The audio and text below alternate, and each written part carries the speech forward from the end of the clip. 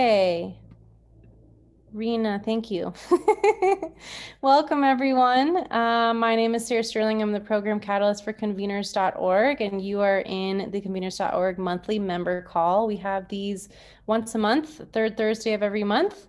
And today it is my distinguished pleasure to have Jerry Higgins, the managing director of the Social Enterprise World Forum, joining us today. I believe it's 8 or 9 p.m. his time. So super grateful to have him on the call and have his expertise. And with that, I'm going to just quickly go through a couple of slides, and we're going to do a really fun activity as well. Okay.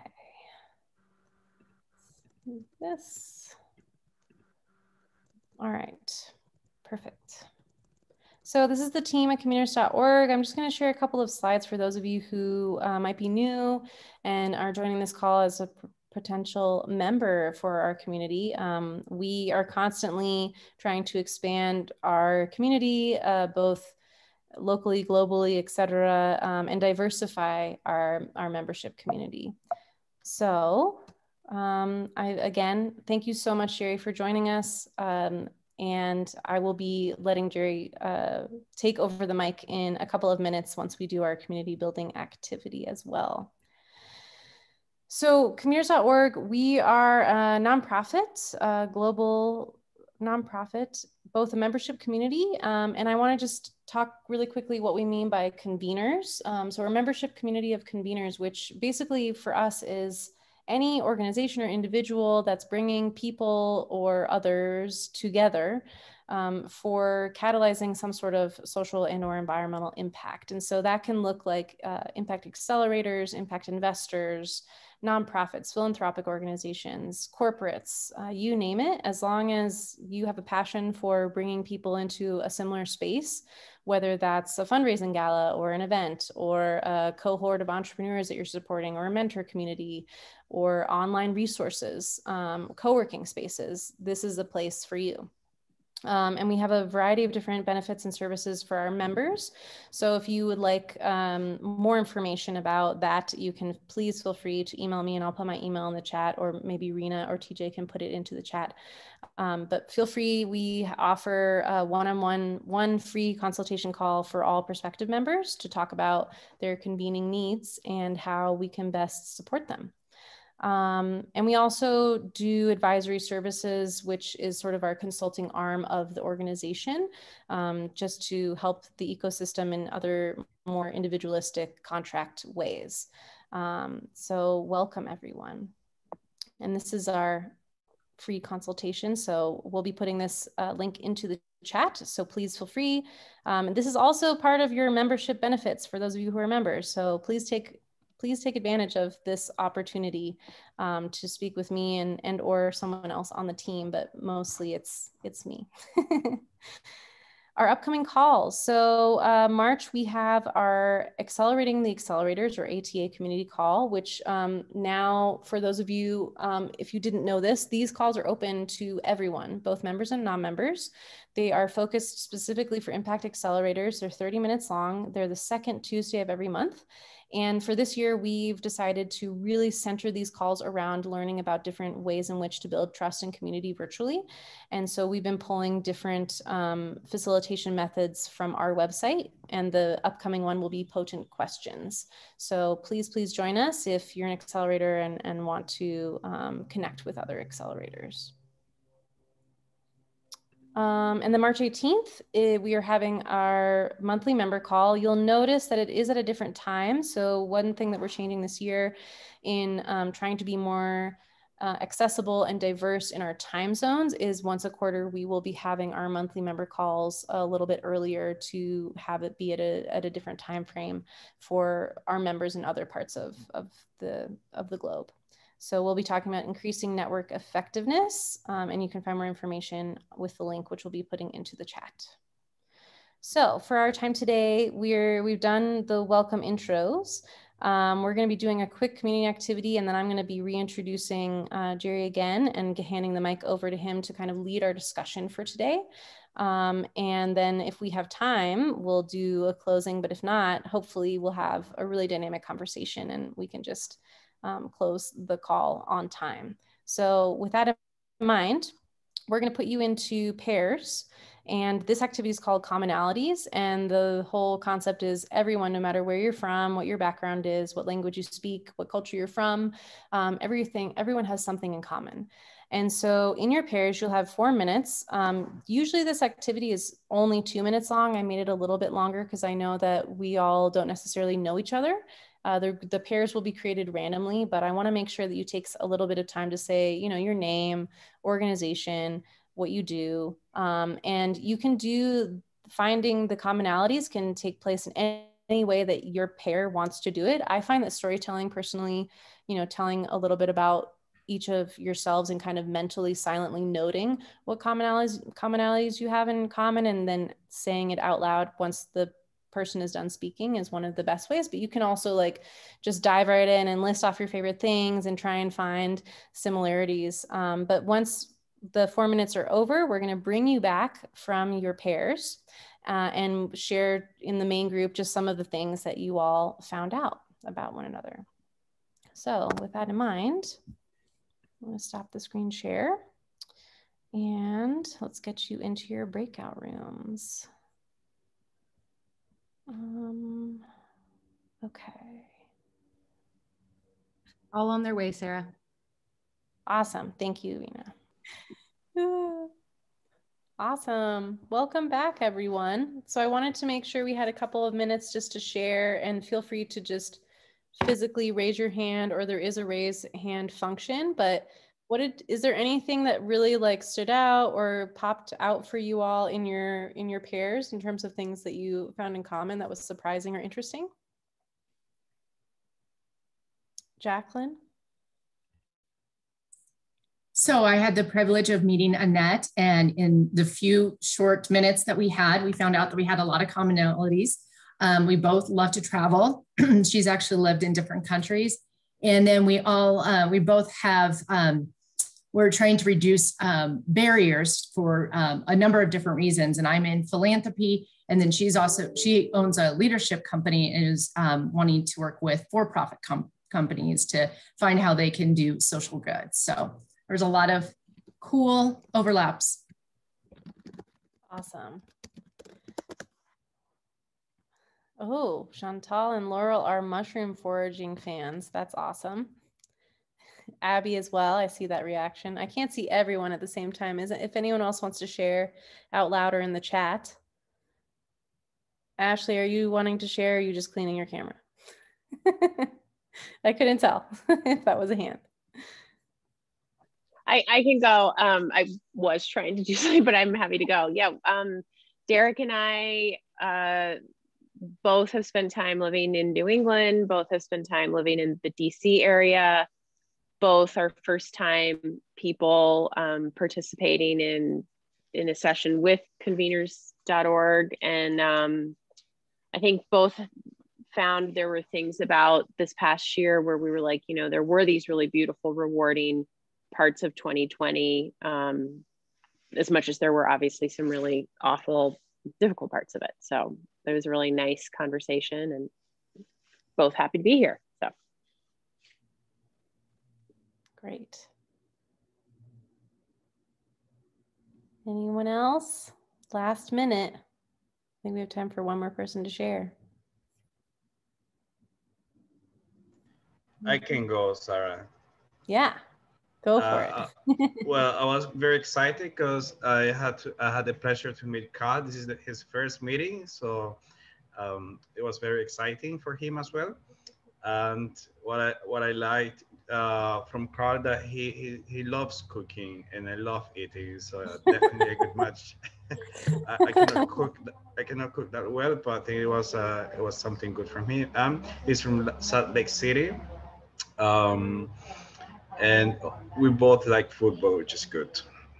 Awesome. We didn't have much time to find some things in common we like, because we spent most of the time knowing each other. but it's a That's great perfect. chance. That's the whole point of the activity too, is just so you all have time to get to know one another. But you can use this as a great sort of, you can even make it competitive. So you do like, you have 2 minutes to find as many things as common as you can. And then whoever has like the list of the most things that they had in common gets a prize if you're doing this with like a cohort or something. So you can also make it dynamic, but we have no prizes for people. So the purpose is to really get to know one another. So I don't want to take any more time from our dynamic discussion activity today that we're doing with Jerry. So I want to pass the mic over to him to kind of share from his experiences in terms of like looking at going into 2021 and the challenge of thinking about how do you really plan in this time of uncertainty where like the vaccine is starting to come out, but COVID is still a reality, and how do we as conveners kind of confront this new world, almost hopefully soon to be post-COVID. So Jerry, I want to thank you again so much for taking the time to be with us today, and pass the mic to you. Thank you, Sarah. It's great to be here. It is 9 p.m. here in Scotland. I hope your ears can tune into my accent. It's not Scottish, it's Irish, but really great to be with you. I am going to share my screen in a minute and show you some slides. But I am Jerry Higgins. I'm the founder and the managing director of Social Enterprise World Forum. And I lead a small team working with a range of partners to grow and strengthen social enterprises around the world. And yeah, I'm living with uncertainty, as the rest of you are living with uncertainty. Everybody is nowadays. And when I spoke to Sarah about this call, okay, just need to get the slide up. Share slide. Okay, yeah. We looked at the fact that one of the biggest challenges for conveners right now is dealing with uncertainty in planning. To some extent, last year for me was easier when we realized that we were not going to go ahead with our Social Enterprise World Forum in Halifax, Nova Scotia. The only option we had was to pivot to a digital event and deliver virtually.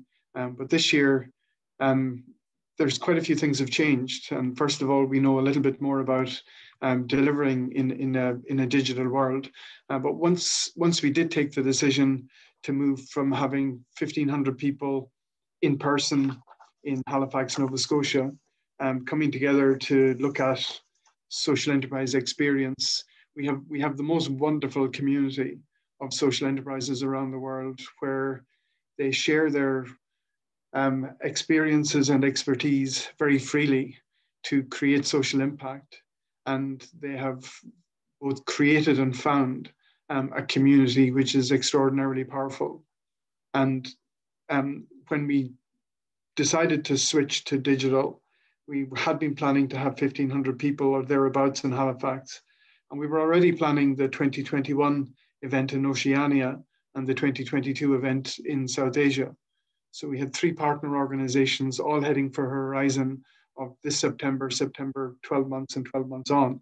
And we had to recognize the global challenge that the coronavirus pandemic was bringing and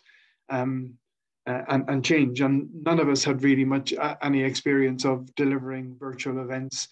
So it was a huge learning curve. So from an expected 1,500 people, we had over 2,500 engaged with us live, and a similar number engaged in delayed sessions.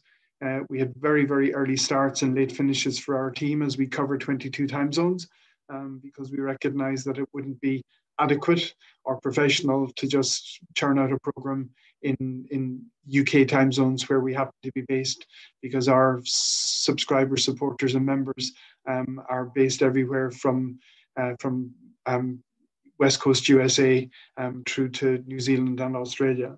But we also saw that delivering digitally could actually really change the way that we engage with our community. One of the most dramatic impacts was the fact that we had 234 speakers. Usually we have over 200 speakers, but usually the speakers are people who can engage with us, come from their country to the venue that we're hosting the event. Our 3 previous physical events were in Addis Ababa, Ethiopia, Edinburgh, Scotland, and Christchurch, New Zealand. So when you identify who you want to speak on various topics, there's quite a low hit rate in terms of your original invites going out to people and then being able to find the time to join you for 2 or 3 days in a country on whatever continent. The digital environment was very, very different. And many of the people we asked to speak said yes straight away. Also, the number of young people we were able to engage with. If you think of running an event in any country in the world, the people least able to get there are going to be young people who are challenged with budget. We had 26% of our participants were under 30 years of age, and 30% of our speakers were. So it allowed us to quite dramatically change the nature of our event. So we had already planned a live stream from our event in Halifax, but we didn't know how many people would engage. And I think 2 things happened. One is that we put on the Hopin platform a digital event, but had we done that without the experience that everybody was living through in terms of with COVID, I don't think many people would have been interested or prepared or ready to join a digital-only event. But everybody's lives changed. So as we approached the end of September, when we hosted our event, people had been used to Teams and Zoom and Meet, and then some of the new virtual event platforms that were being developed. So yeah, it was a merger of us being ready and needing to push out into a digital world, and also our community acquiring the skills, the technology, in some cases the broadband, to actually participate with us. So we had dramatically increased participation from low-income economies. 3 years ago, we would have regarded it as successful if we had 50 countries represented at our in-person event. We had 102 countries participating in SEWF Digital last September. And we're now realizing that we need to plan for a blended future. We aren't at Social Enterprise World Forum going back to a world which is one busy week in a venue in a country. I'll show in a second how virtual and digital events are part of our future. We are absolutely intending to hold on to the fact that we reached a new and younger audience. But that's actually challenging our communications. We've been used to doing things in a certain way. We're about to interview on Tuesday for an online engagement and communications manager. So even the shape of the role that we need has changed because we realize that our future audience is primarily online. And yeah, I mean, how many of you are considering convening in-person events in 2021, even in the fall? It's a very significant level of uncertainty to deal with.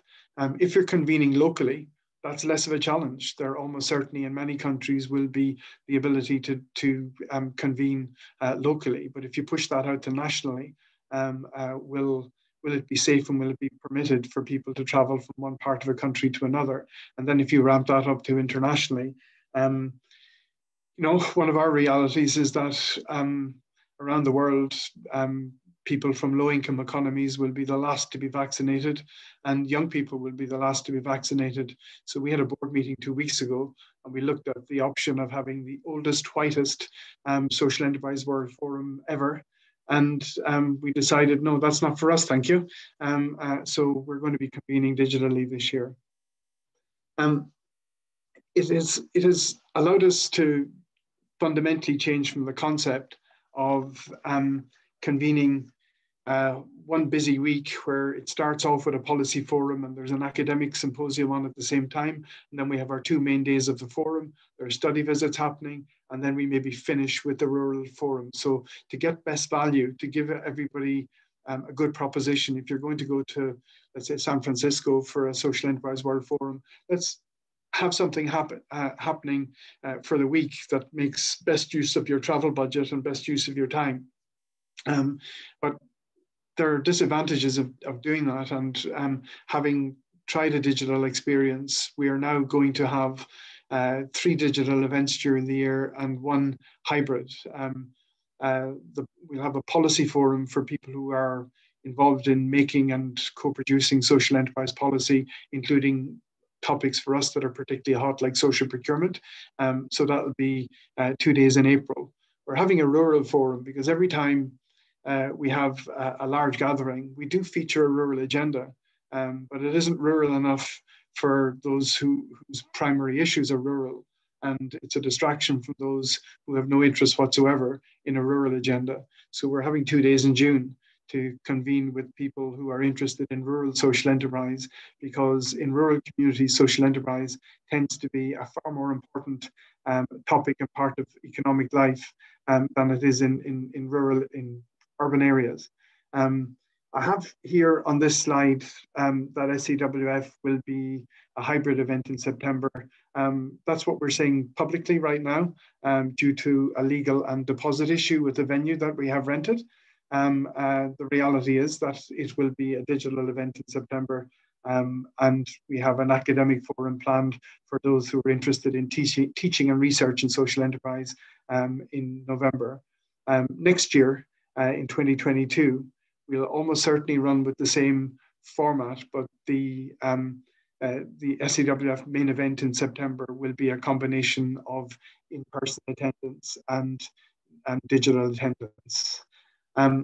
So when we looked at hybrid events, and because we thought at one point that we might try to convene people in person in Halifax this September, as well as running a digital event, we realized, because we consulted our members after SEWF Digital in September, that networking is just a major challenge for online events. It's really, really difficult to replicate the in-person experience.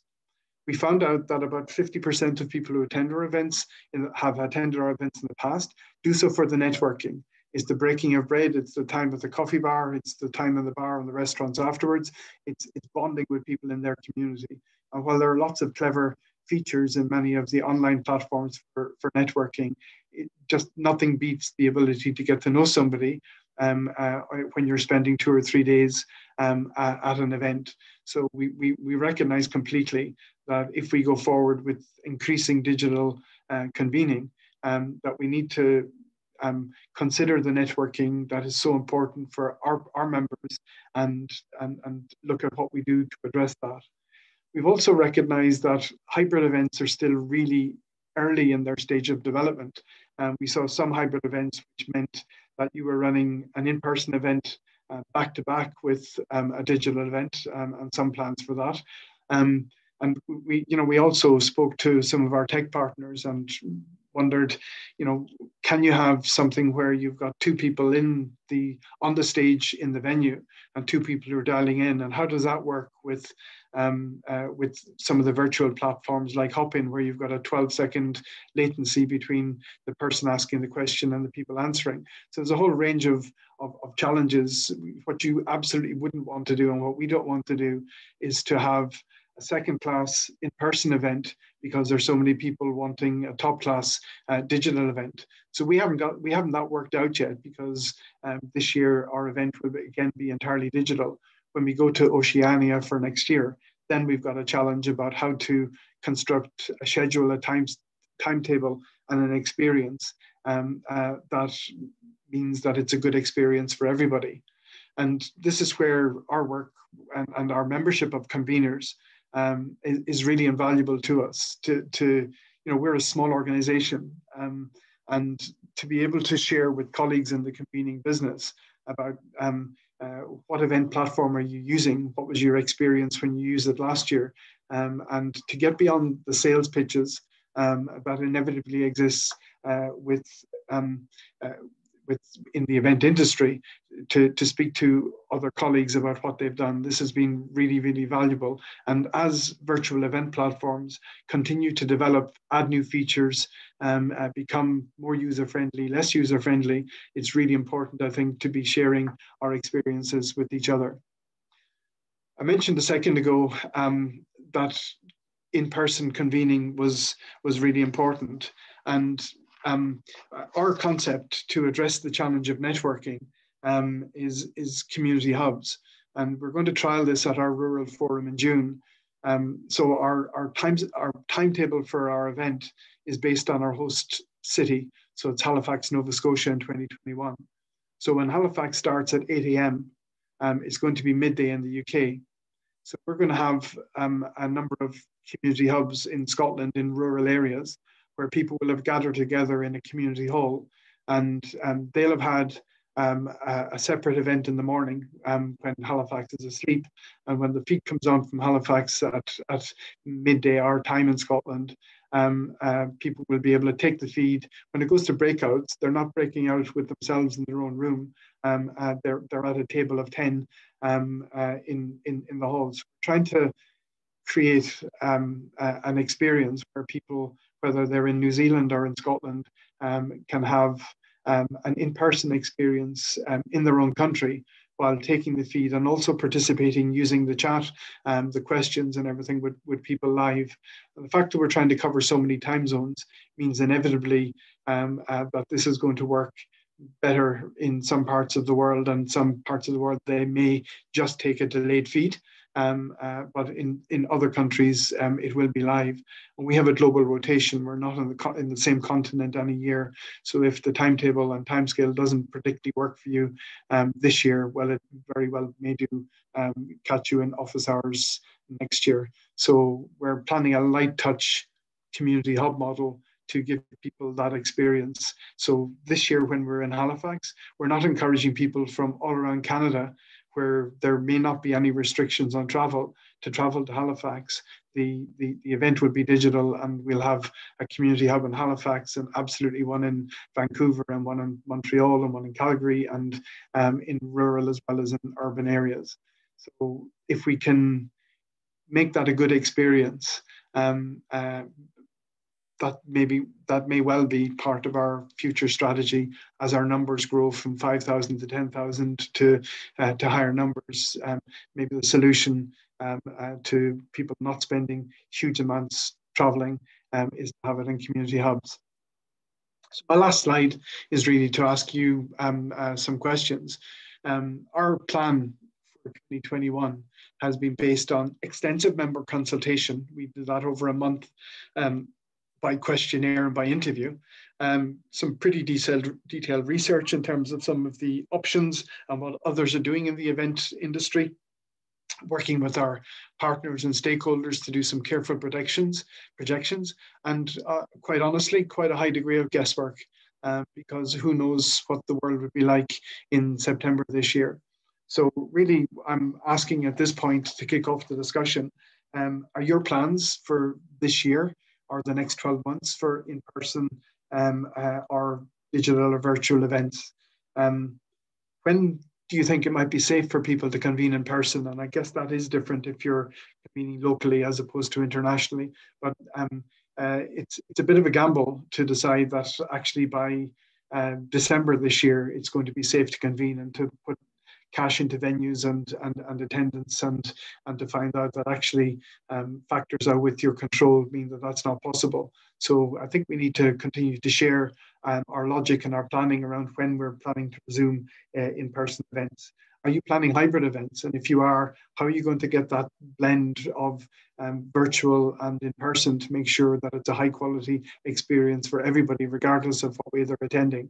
And have you discussed your sponsor priorities? We discovered, interestingly, in our survey that some sponsors in 2020 had said to us very early on, we're with you this year, you can count on us. We've been your sponsor for quite a number of years. We realize the turmoil that you'll be experiencing, and we want you to know that we're behind you. If you go virtual, we're going to be behind you. So that was a degree of empathy and support that many sponsors and foundations gave to their conveners and their clients in 2020. A year on, will it be the same?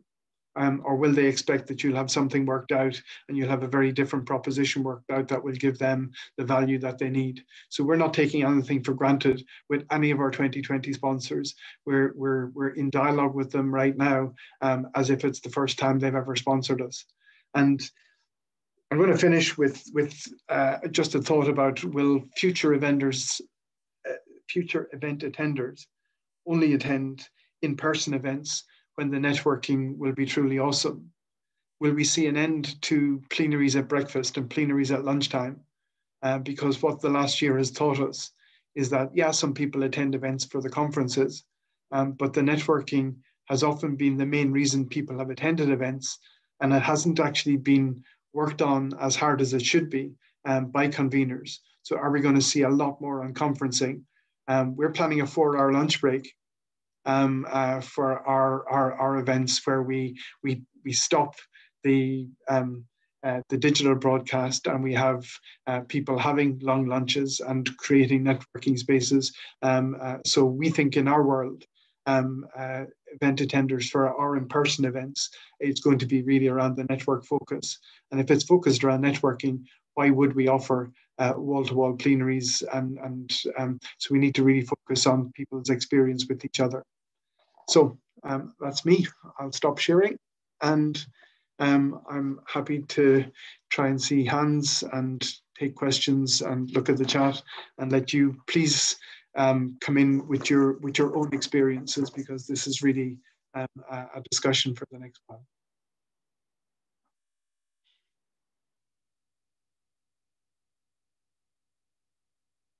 Thanks, Ray.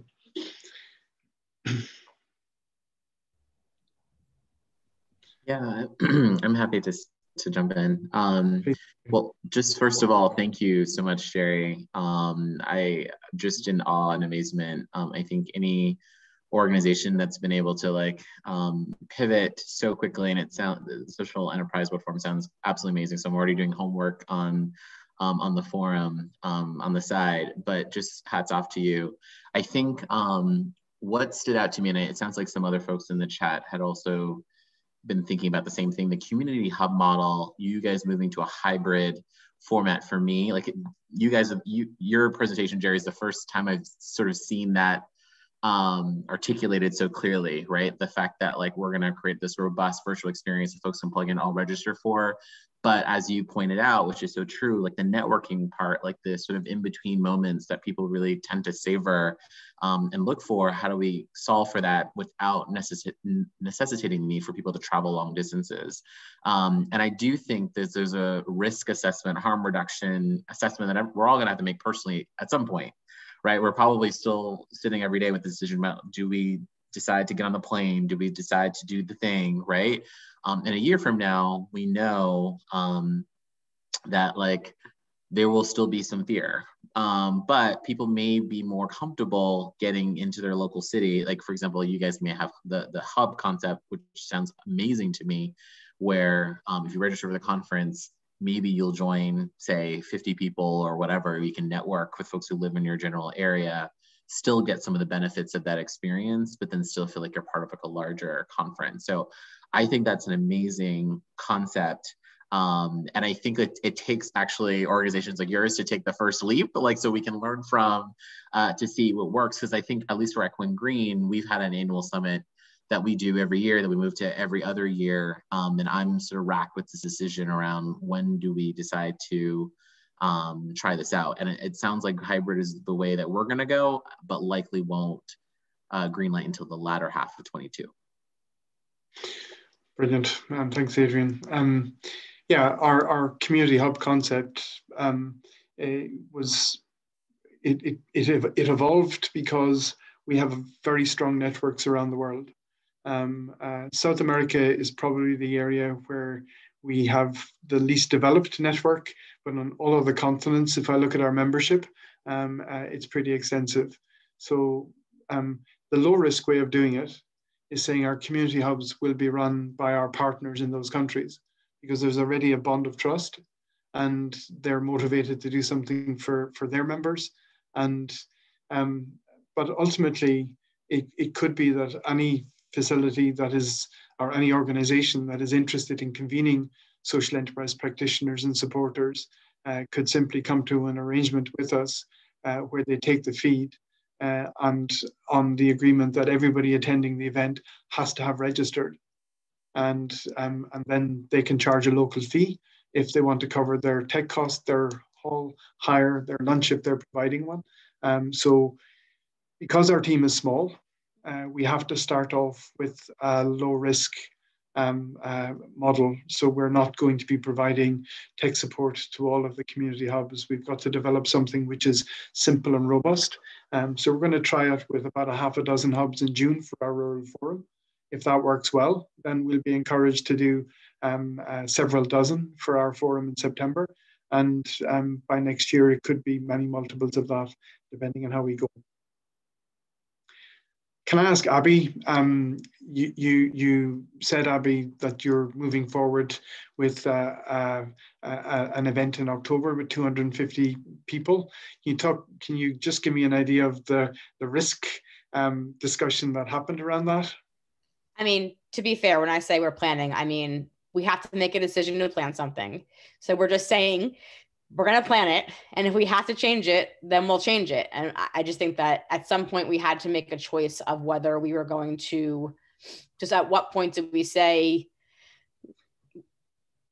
our events have just a high standard, as I'm sure everyone's events here do.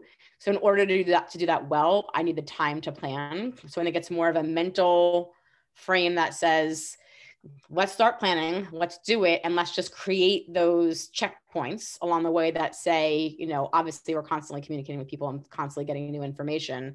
But I've said 2 months before we have to make the call, because I need 2 months to transition this into something virtual if that's a decision that we have to be made. So I think it's mostly a mind frame of saying if we're going to do it, we have to plan it and we want to focus on it. So I think it's more like me turning off the maybe and just saying, let's do it. And I think that, my hope is that it's all US based. I'm hoping that people will be vaccinated. And then if we're able to, I've been in communication with the hotel. They've given me some options for things such as, do you tell everyone they have to be vaccinated? Do you tell everyone they have to be tested? Obviously, it depends what's happening in the months between now and then as to whether those will be necessary. But yeah, I think it's mostly a mental thing, and I think that two months is my window of, if we can't do it 2 months before, if we're unsure, that's the point when we have to just call it and just say we're doing virtual. Yeah, Ashley, it's a great question around vaccinations, and for us, I was quite candid in revealing the perspective of our board, and that looking at the 102 countries that attended our event digitally this in September 2020, a significant number of those haven't really commenced vaccination at all. So the message that we would give if we I think many countries will require vaccination certificates. Over in Europe today, Greece has announced that it is going to be open for UK holidaymakers this summer as long as there's vaccination certificates. So, economies will introduce that type of feature. But also, I'm 58 years of age, and nobody else in my team is over 35. So I'm the lucky guy who would get to go to Canada because I'll have been vaccinated by September, because I'm living in a country that will have vaccinated me in the next few months. But none of our team will be vaccinated until at the very earliest later this year. So you're creating a big inequality if you're going to have vaccinations as a requirement for entering. You're excluding young people, and you're excluding people from low-income economies. And if your event is a regional event, maybe that's not a huge issue, but for us, that drove our decision-making on that. We're really interested to hear about anybody else who was dealing with the vaccine dilemmas as well. No, I mean, I think from our end, we're a very global organization. So exactly to your point, we're not in a situation where we can say you'd have to have a vaccine. We have colleagues in countries that they just won't have had a chance. We have younger colleagues who wouldn't have had a chance. So for us, I think that made it really clear, unless we're looking at some of our very small events that we just, there could not be any kind of vaccine requirement. But I think that creates enough uncertainty that we're really leaning towards this year being very much a digital focus, and then leaning into 2022, hoping that by that point, the sort of definition of hybrid could go from where it is for us right now, which is like we'd have the in-person piece to a digital event. And we're really excited to see as people learn like how to have something that's really blended. And therefore, if people continue to feel like I just am not willing to travel, that we've got more of that as a seamless experience. But I think yeah, in some ways the vaccine is kind of forcing our hand this year to be like, we can't really do stuff in person. But I'm really curious to hear what other people are thinking. We're actually exploring the concept of a hybrid event. So we host our annual event.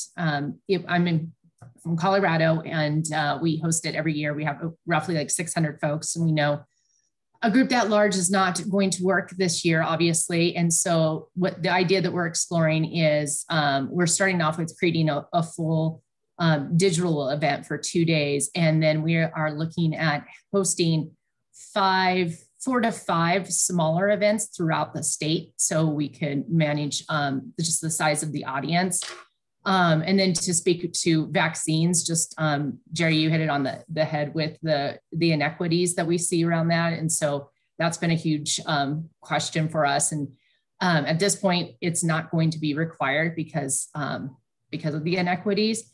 And then we're planning on making our final call on the in-person. We're doing all of our research right now at the end of April. Of whether we're going to move forward with those 5 in-person events. And I mean, we're thinking small, about maybe 80, maybe 100. I mean, the number is, something that we're playing with and we have no idea. In addition, just to finding venues and all of the different resources that could handle an event at that time. There's also so many different public health recommendations throughout the state. And so each county is a little different in what they require. So each of those events could look extremely different too. So I assembled an external advisory committee with people throughout the states that can really help me keep a pulse on what's going on in the community. When I mentioned the idea that we had about convening people in person, all the committee members were really excited about it. I mean, it's people are just dying to get back together again. And to, I work for a foundation, and so we support so many nonprofits across the state. And they were hit so bad last year, and then all of the issues that they continue to struggle with this year. They're wanting to get together and just get back together again. So the committee is really dedicated to trying to make it happen. But we're making our call at the end of April. Well, anybody else want to come in with their experience? I have a different question. So I don't want to take the floor, but I do want to address something that you shared in your presentation. If people, when we're ready to move on to another part, another conversation. So if you, Ebony, you're one on convening across multiple time zones. So since we're a global organization, like our event that we typically host here in New York, like brings in people from all over. And so you had a good point of being mindful of that when you hosted your events for also an international community, and trying to put the agenda at times that were, universal to folks. But that just seems like a large lift. So I would love to hear like what went into your decision to make that happen and how it really worked. For you and your team, versus I've heard other companies who say like, you would have come to New York anyway. So kind of, if you give folks the heads up that they will potentially adjust their, schedules, or make it seem like a jet lag type of thing, to pretend as though they're in New York virtually, to be able to join at the times that we can host our event. Okay. Yeah, we were driven by our values rather than by common sense when we took our decision to try and create a virtual event that was friendly enough, or as friendly as it could be, to each continent. So our event was 4 days, which was too long last year. We took a content and networking based approach, and we had 2 days, which was primarily engagement and breakouts, and we had 2 days where we were main stage only. This year we're down to, so this year we're down to 2 days, not 4. But we started typically at 7 in the morning in the UK, and we went through until 9 at night. So we had 3 blocks of sessions of 4 hours each.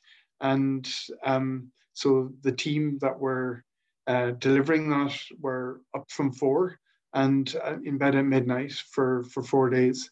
Everybody volunteered. Nobody was conscripted to do that. But in the end, it really did take a toll. We've had nobody leave, but nobody wants to return to that for this year. Quite honestly, there's a question there. We used Hopin as our virtual platform. It was okay. We're still with Hopin. I have a meeting with them tomorrow to discuss their charging system for next year. It was difficult being a web-based platform for some people in low-income countries to participate rather than a digital, rather than a data phone-based platform, an app. But it worked reasonably well for us. So at the end of the event, our team were completely exhausted. People from New Zealand and Canada were delighted that they got to participate in the same event because they didn't think that could happen. And this year we've rationalized the timescale. We're still starting at 8 in the morning and finishing at 8 in the evening. And because it's digital, that's not such a challenge as how do you do that type of timetable if you've got an in-person event. And we know that others are doing some similar stuff. Our experience with Hopin is that you're allowed under our pro package with costs, which costs us about $15,000, 5 users. If we had more users, I'm rehearsing my conversation tomorrow.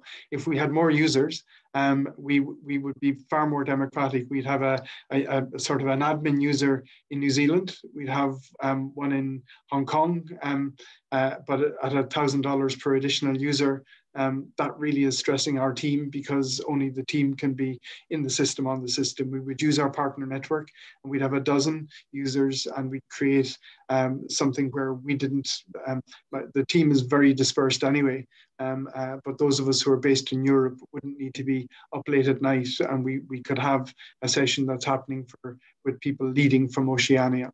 So we haven't got this completely sorted, but when we experienced our member reaction to be able to be with others from every continent, we determined that in future we're going to we push our team to realize on that.